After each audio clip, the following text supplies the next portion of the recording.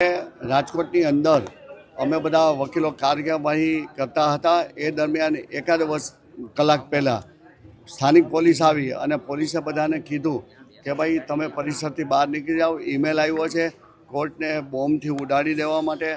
અને આજે મને લાગે કે સુરત, બરોડા, અમદાવાદ અને રાજકોટ બધે પણ ઈમેલ આવ્યો છે અને પોલીસને સહકાર આપવા અમે પણ બધાને સમજાવ્યું કે આપણે કોર્ટ પરિસરથી બહાર નીકળી જઈએ અને પોલીસને સહકાર આપીએ।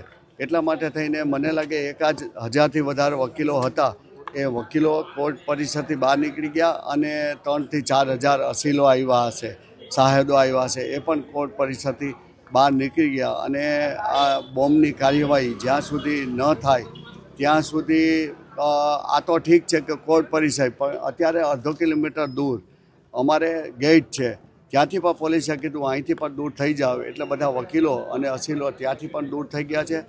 અને આમ જુઓ તો આખા દેશની અંદર કરોડો અને ગુજરાતમાં લાખો કેસ પેન્ડિંગ છે। આજની એક દિવસની કાર્યવાહી અટકી ગઈ તો એના માટે થઈને કેસ પેન્ડિંગ છે એમાં પણ વધારો થશે અને આવી વારવાર ધમકીઓ મળતી રહે છે। એના માટે સરકારે પણ યોગ્ય કાર્યવાહી કરવી જોઈએ। ટીખળ કરતા હોય કે કાયદેસર ધમકી આપતા હોય એને પકડી અને યોગ્ય નસીહત આપવી જોઈએ। આવતીકાલે બાર એસોસિએશનની મિટિંગ મળશે અને બાર એસોસિએશન પછી ઠરાવ કરી અને યોગ્ય કાર્યવાહી કરવા, કેટલી દિવસ હડતાળ રાખવી અને કેટલા દિવસ નહીં એના માટેનો નિર્ણય કરશે। આજરોજ સવારના રાજકોટ પોલીસ શહેર કંટ્રોલ રૂમમાં એક ઈમેલ મળેલ, જેના ઈમેલ દ્વારા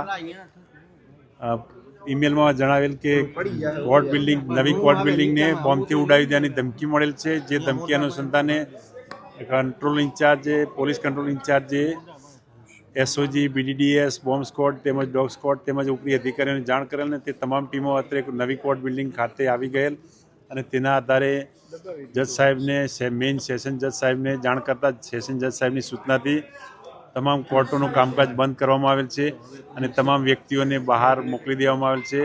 અને ત્યારબાદ બીડીડીએસ, એસઓજી અને બોમ્બ સ્ક્વોડ દ્વારાને હાલમાં કોર્ટ બિલ્ડિંગનું ચેકિંગ ચાલુ છે અને ચેકિંગ પૂરું થયા બાદ જ જાણ થશે કે કોઈ શંકાસ્પદ વસ્તુ મળેલ છે કેમ।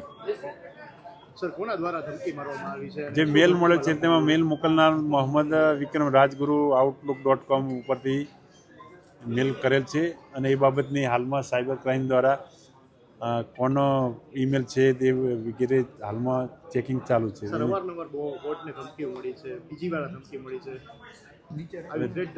ધમકીઓ આવી થ્રેટ મળવાથી પણ આપણે તો પણ એને ઝીણવટભરી રીતે લઈ અને પૂરેપૂરી ચેક કરી અને કાર્યવાહી કરવી જોઈએ।